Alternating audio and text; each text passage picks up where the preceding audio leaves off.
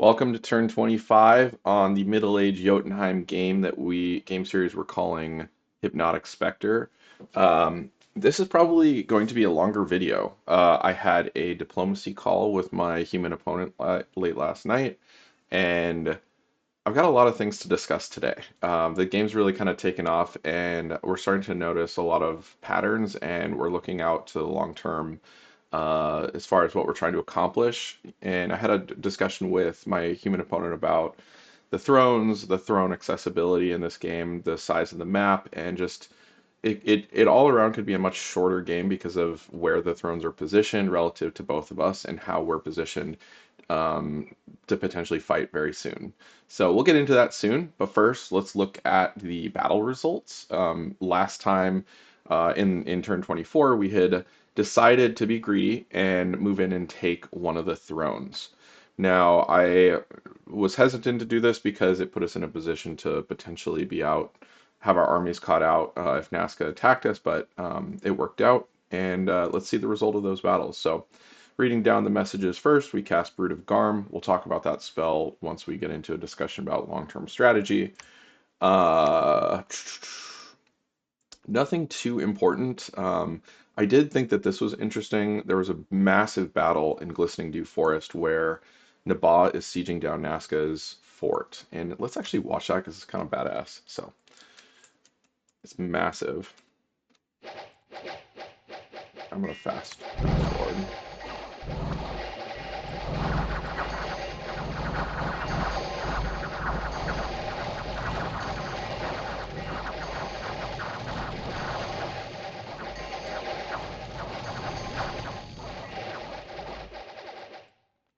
So Nazca routes from here. Nabaa obviously has a pretty decent sized force. We have a non-aggression pact with Nabaa. I'm hoping that we can kind of preserve that and then kind of, you know, get rid of Nazca as a threat. Um, so that was the Nazca threat. Here's the throne battle for us. Let's watch that.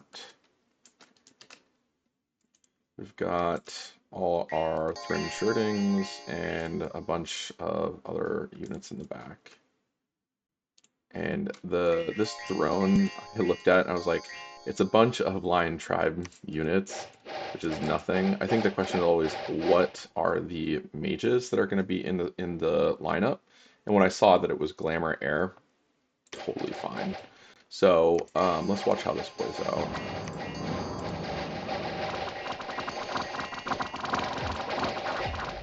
We have a commander that's off, that's needs to be rescripted. I fixed that in this turn.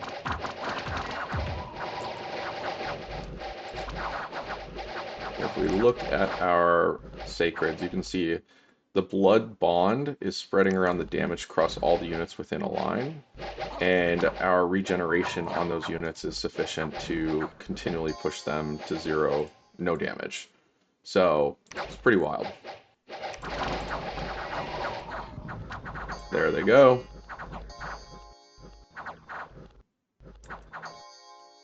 And that's the fight. We took a total of 1 hurler as a loss on that throne fight. There was a battle in Kepis. Let's watch that one. Let's see.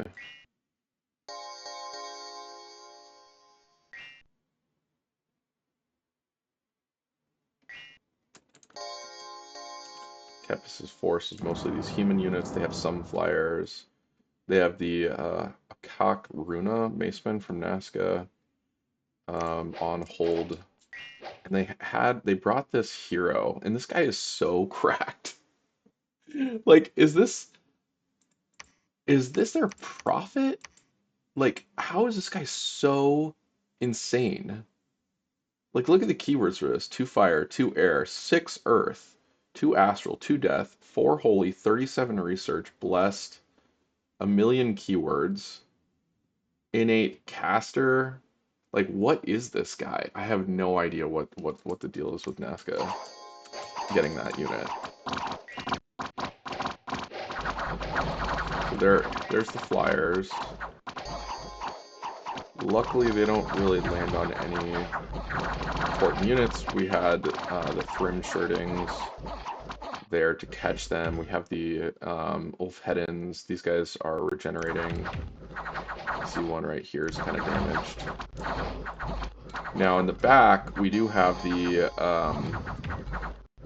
heavy cavalry attacking the back line, but they're getting worked by the mages back here. This guy's got misform. These guys are not doing anything to this guy. You see he's routinely casting Shockwave off script, and these heavy cavalry got pretty well annihilated trying to attack into the mage line. Good news is there's literally nothing threatening our sacreds. All right, let's get through this. That's the route. The good news is you got this guy here casting Shockwave. I was worried that it was going to kill like a few stragglers, but we managed to kill it without taking any additional damage. So, battle in Kepis, we didn't lose any sacreds. We lost a lot of heavy cavalry, but we're okay with that. That's pretty much it for the battles. So, all in all, things have gone pretty well according to plan at this point. We've been really intentional with our offensive scripting for fighting Nazca. We dumped a bunch of PD into Kepis and another province to secure it this turn. And now we're looking at going to the capital. So a few more things to call out. We got lucky. We got a massive gold injection on an unexpected event, which was really helpful in setting up our infrastructure. We predicted a severe summer in 3 turns, which actually will probably be to our benefit. And I'll explain why. Construction's complete, and that's about it. So here we are in Jotunheim, southern tip of the province. My human opponent is Machaca. Machaca has pretty well wrapped up their war with Vanheim.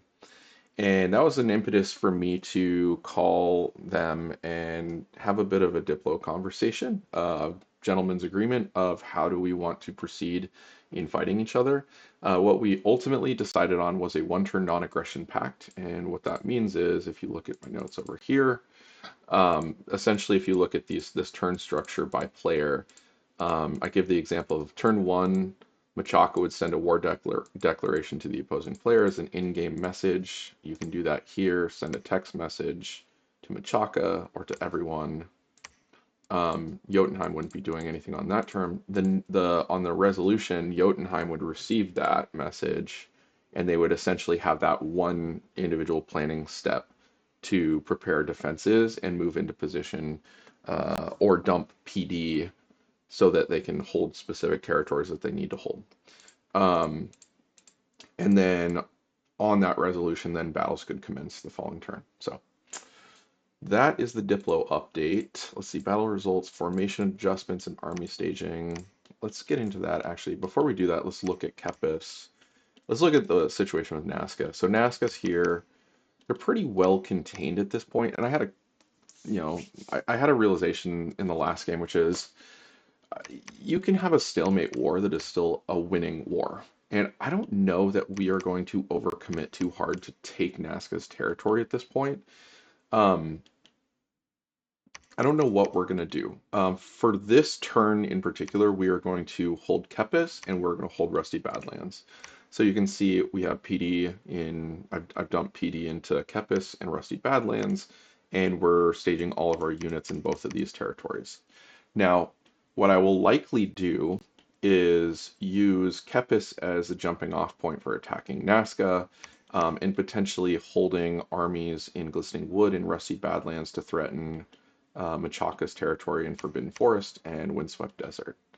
I think most important province is Forbidden Forest because we need to be within striking distance to prevent them from taking this throne. Machaca has access to 4 thrones within 2 hops of their capital, which is more than enough to win the game. So realistically, looking at the path to victory for Machaca, I've actually got Epic Pen pulled up, so I'm going to just draw this here. We've got Troll Land, which they would go 1-2 hops. They've got Land of Our Lord. They've got 2 hops here. And then they've got Olithium. And I think Olithium's the scariest province of them all to try to take. I think he'd be least likely to take Olithium. I think he'd be most likely to take this one down here and steal Linshire and Gaeta. So I'm going to remove that, and we're going to hide that.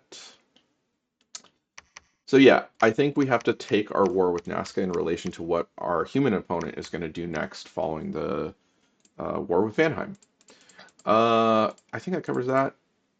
Before I get too far into long-term strategy, a couple smaller updates. We are going to, it's turn 25. We're going to start prepping for a blood economy. I want to figure out how we're going to get a blood economy going with this faction.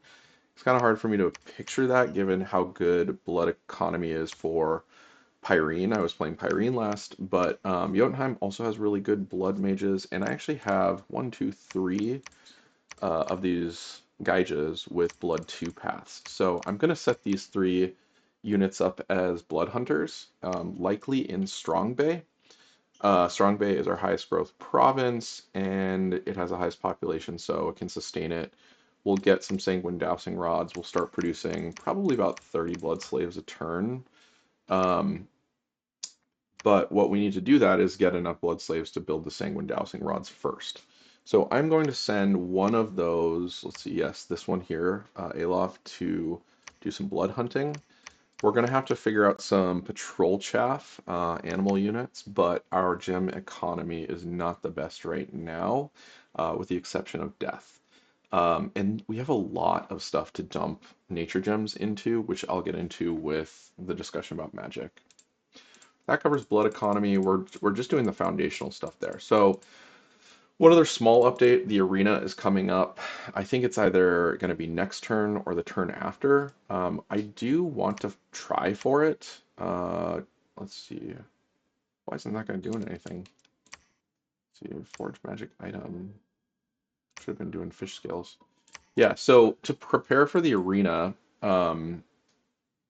we are going to craft a lesser magic item. We're going to make this fish scale mail, which has a start of battle spell, liquid body.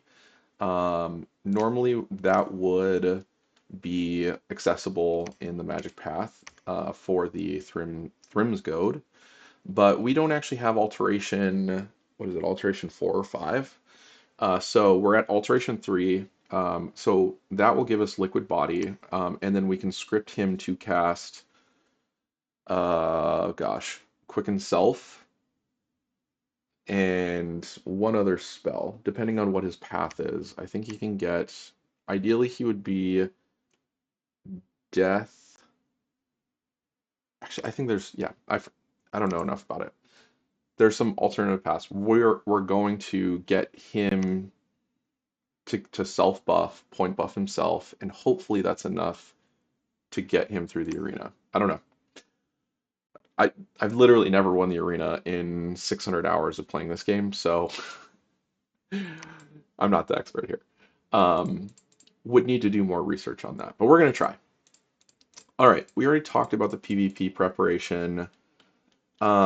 Essentially, what that means for us having a non-aggression pact 1 is that I need to start getting units within 1 hop of the provinces that we want to hold.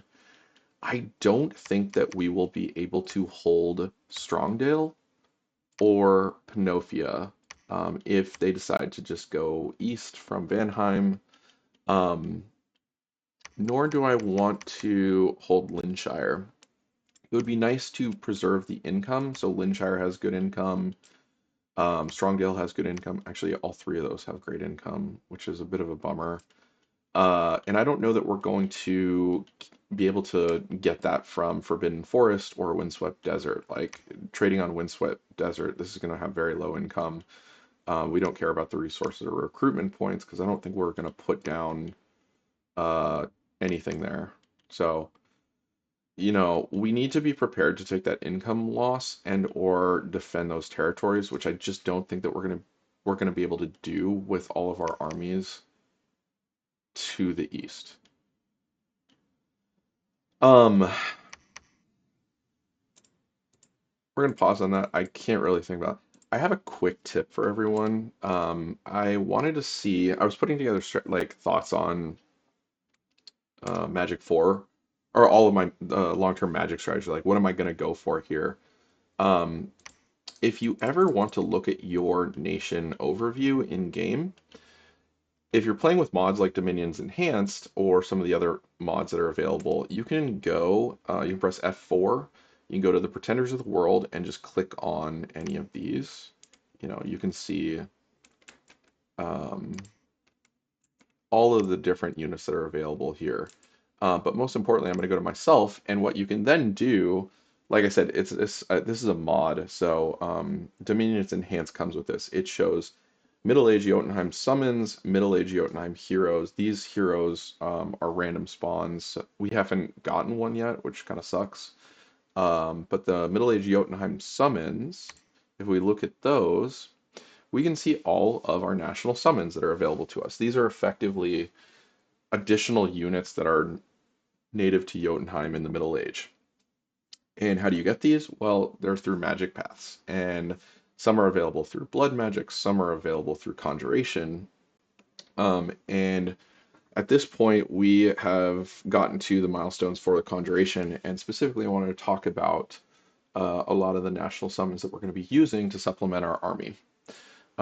We have a lot of really good ones. So that's a quick tip on how to get to your nation overview and look at your national summons. So again, you go to F4, you click on your name, and then you can click on this little box down here to see the summons. Long-term strategy, it has to do with magic. Um, I'm going to just try to run through this as quickly as possible. It's still going to be a pretty significant portion of this video. The TLDR is my long-term strategy is going to be sacred armies, supplemented with conjuration, largely out of the nature and death paths. There are two schools of magic where we are going to get national summons from. One is conjuration, which we already have achieved conjuration for, which is 80% of what we want to do. And then the other is out of blood magic. And blood magic requires a blood economy to start casting, so we are going to start working our way up to blood magic. I think blood magic 6? Blood magic 6 or 7 after we get the blood economy going. For now, our priority is having access to conjuration and site searching to get out the gems. We really need to get our gem economy up because we are going to be relying very heavily on getting some very specific summons out, and I want to show those off right now. So I will start with Conjuration Tree, and let's talk about what is available. So if you press D or N to look at the individual magic paths, Jotunheim has a ton of really good national summons. And the ones that I want to be using specifically are Brood of Garm, which I cast one instance of last turn to see, to get that going. And then the second is the summon Glossos, which is actually a level 3 spell, but it has 13 death gems cost. And we're going to look at both of those units in just a second. There is also a spell called Summon Rimvitir.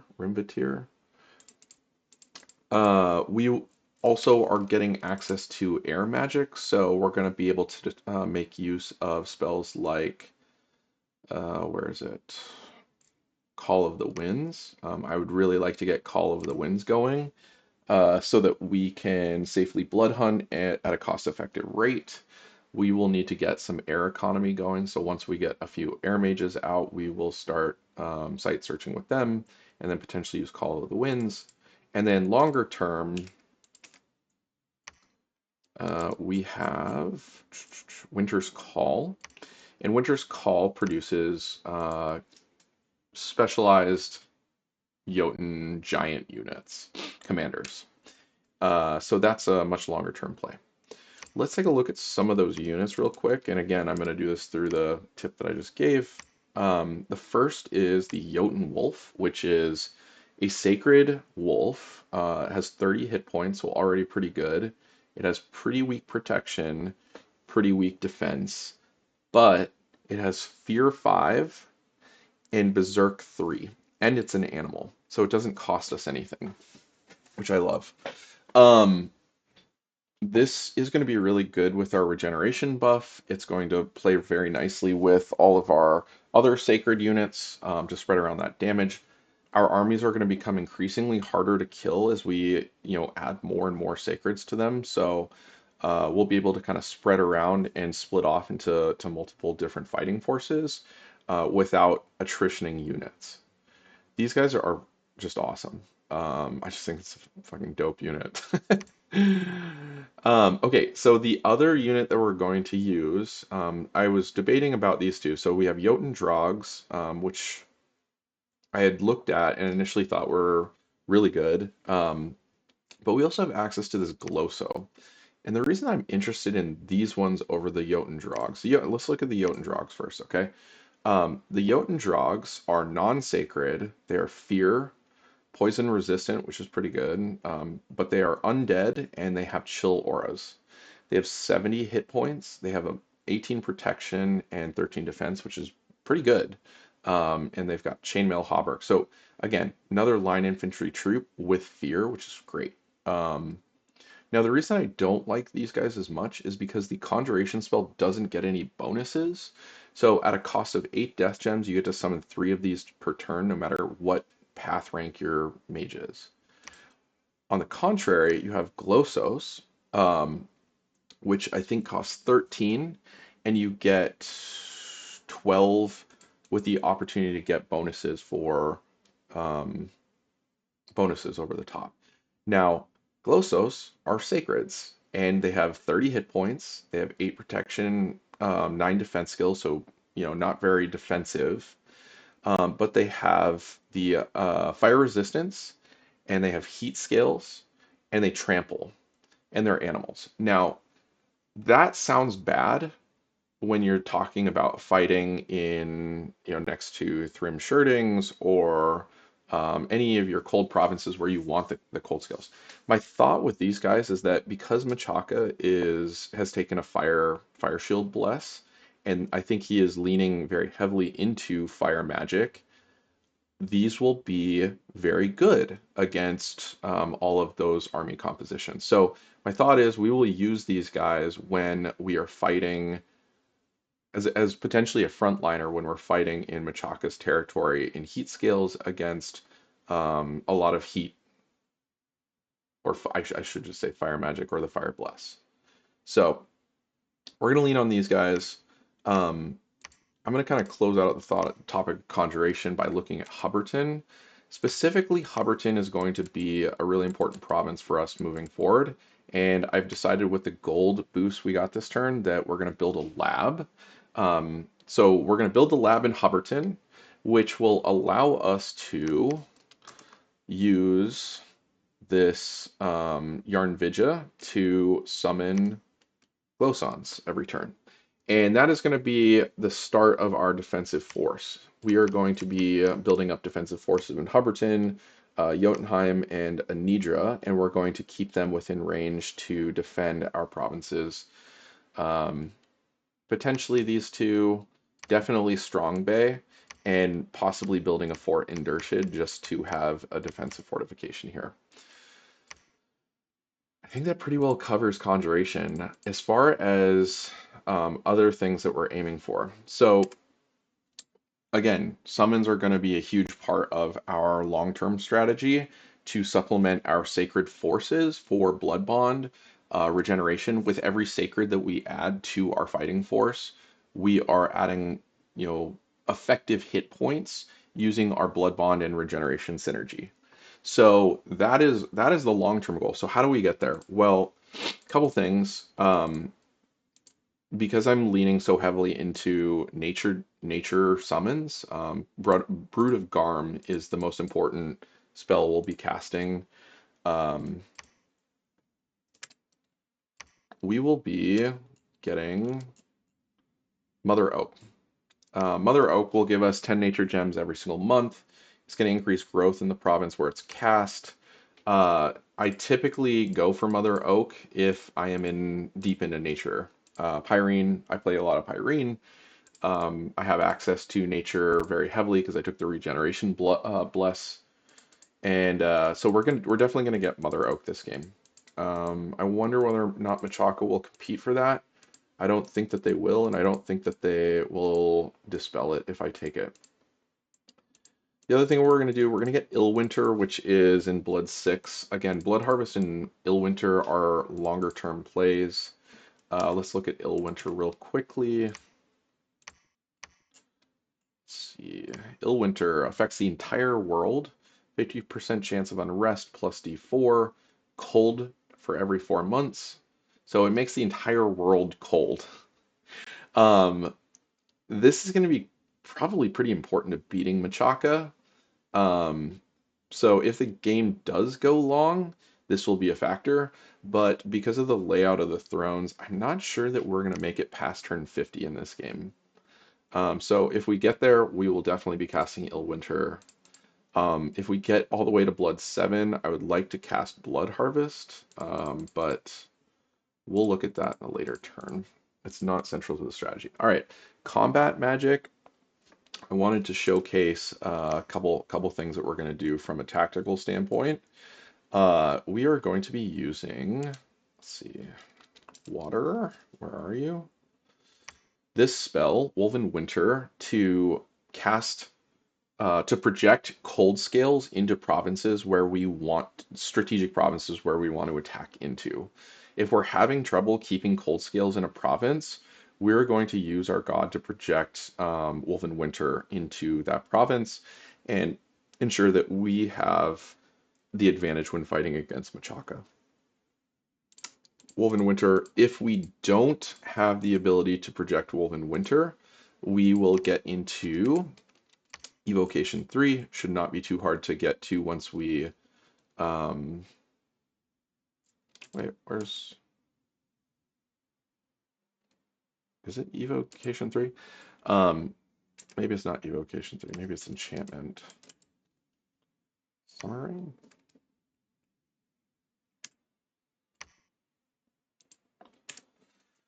I forget what spell it is. Either way, if we are in need of additional fire support, we're going to take rain. We're going to be in alteration 5, so we also have access to fire resistant warriors, giving all of our units +5 fire resistance.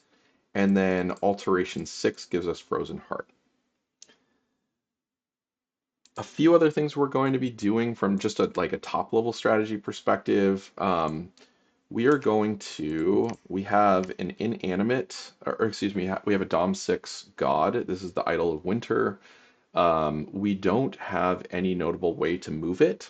So longer term, we will be empowering him in Astral and then building or forging a booster so that he can cast the spell Teleport. And that will then make our god mobile.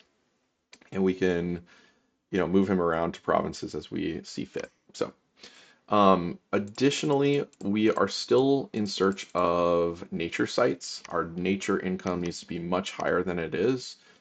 We have searched out about half our provinces for basic nature sites, and because this is the Dominion's Enhanced mod, we do get a warning if there is a higher level site than the nature mage can find.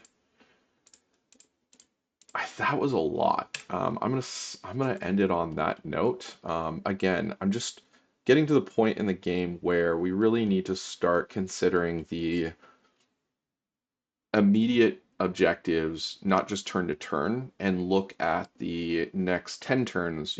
Where are we going to be at turn 35?